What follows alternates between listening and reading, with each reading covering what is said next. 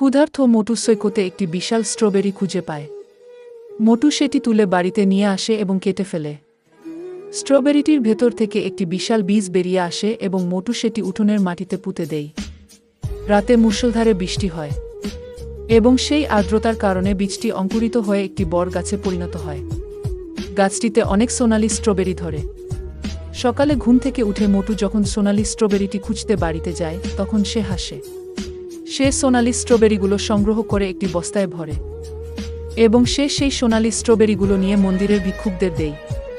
মোটু রাস্তার ধারে আবর্জনা সংগ্রহকারী এক মহিলাকেও সোনালি স্ট্রবেরি দেয়।